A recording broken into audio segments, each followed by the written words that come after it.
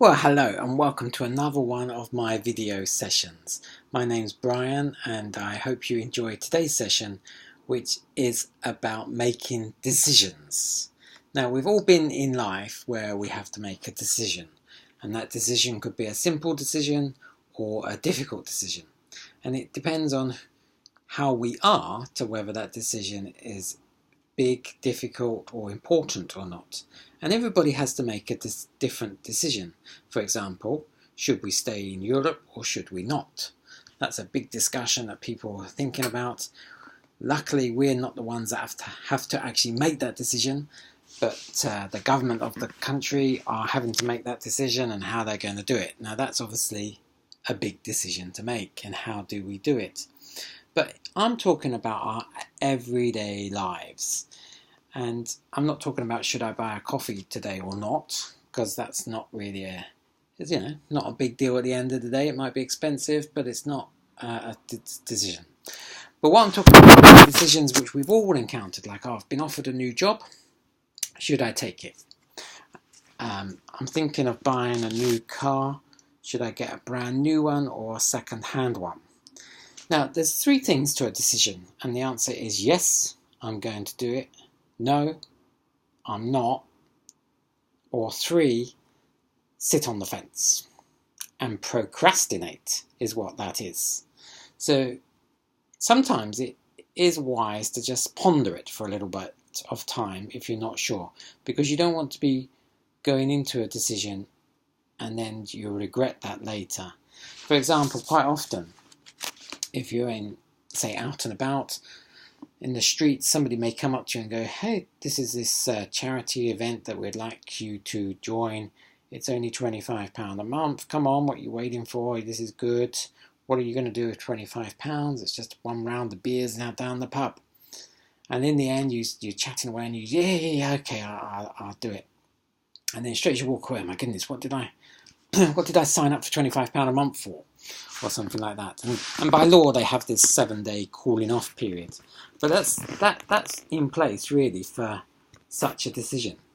So, however, not always such a decision can be backed out of quite so easy. For example, if you're married and you have a really big argument, right, that's it, I'm out of this relationship. A little while later, you might regret that, or you might have said something that you regret. So it's important to make a right decision, and it's also important to not say no as a safety, and then that becomes a further problem as well. So, for example, go back to the job one. Should I take the job, yes or no, or sit on the fence? If I say yes, I don't know the people, I don't know the systems, I don't know if I'm going to be good enough. If I say no, at least I've got a safe job where I am now. So therefore, the decision must be no. However, if we look on the other side of that same coin, if we said no, we could be stuck in this job for the rest of our lives, when sometimes you have to take a risk and a step forwards to make that right decision. So you might be saying, well, you haven't really answered the question then of how do you make a decision. And I can tell you, I have struggled in making decisions. So there are the 3 things, yes, no, or procrastination. Procrastination I wouldn't really recommend. And you can also seek advice from other people. So what do you think is the best way to do it? What do you think is the best way to do it? And then you will get different advices, and then your head's going, oh, should I do that? Should I do this? I'm not sure what I'm doing now. And then you even start questioning who you are, and you're not even capable now of making a decision. So it's hard, but you have to risk it and value it and weigh it all up of what's going to be making the right decision.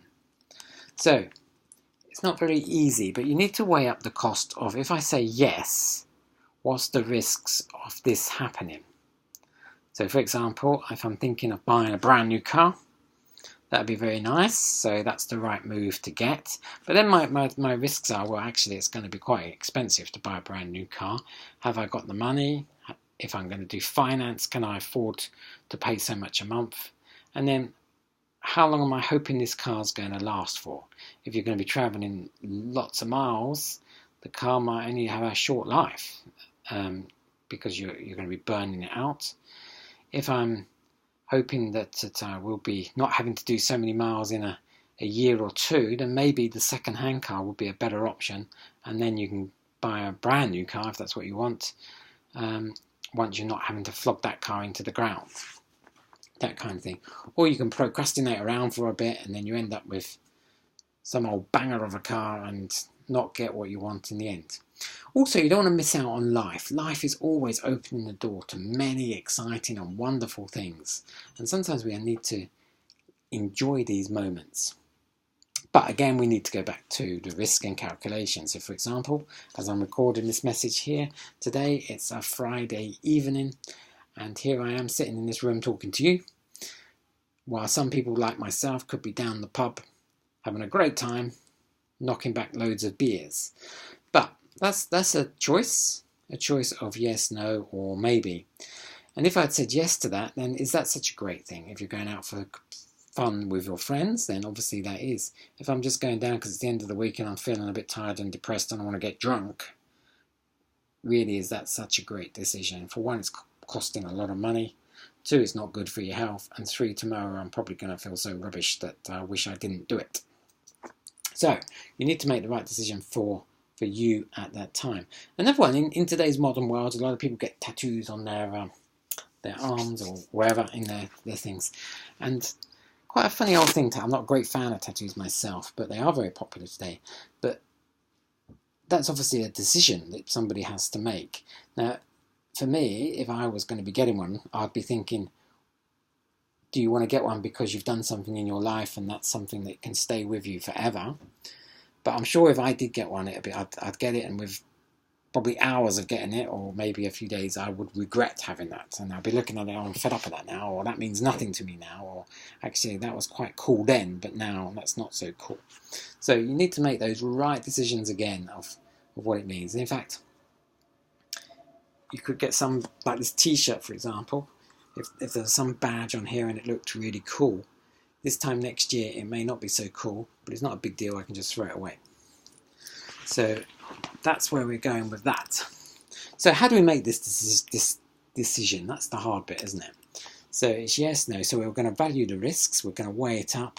What impact is it going to have on other people? Now that's an interesting point as well. What impact is it going to have on other people? Because sometimes you have to do what's right for you sometimes, but you have to do what's right for that decision. Because if it's going to be impacting on other people, you need to fully weigh that up. And sometimes you need to really think about what that impact could be, and not selfishly just think of yourself. But there is an easy way to make these decisions rather than procrastinate and ponder and fest on it and all sorts, which I have done. That's why I'm sitting here speaking about it. And that's to follow your instincts, or to follow your gut.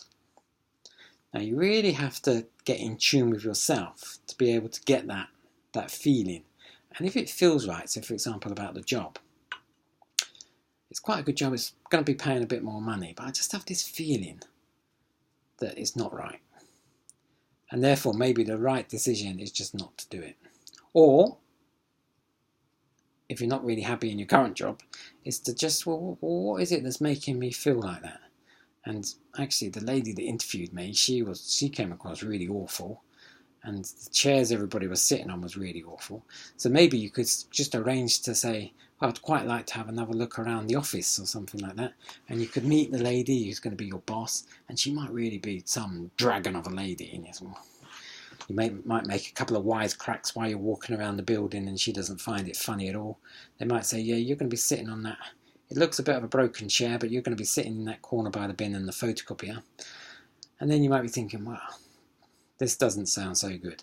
And then there you are, your decision's made. You've got a gut feeling it's not right. You've had a little walk around and it's kind of confirmed that. On the other hand, you might go around there and they say, yeah, this is your lovely office here. I'm your manager, but I'm just going to let you get on with it, and you can do everything, whatever you say, I'm going to agree to, and, it's all good. And you might go, wow, that's quite that's good. So that probably is going to enhance you to make a decision of I will take that job. So follow your gut, and it's always there. It's just that sometimes we can't hear what it's saying to us. So listen to what yourself is saying. And sometimes you just need to pause in this fast world we live in. Just take a moment and breathe. Slow it all down and just concentrate on what am I doing here. And then sometimes the solution presents itself. Might sound really simple, might sound really obvious, it might sound really basic, but sweating on a decision can be hard. There, I hope you found that exciting and enjoyable and will help you make your decision. Thank you for watching.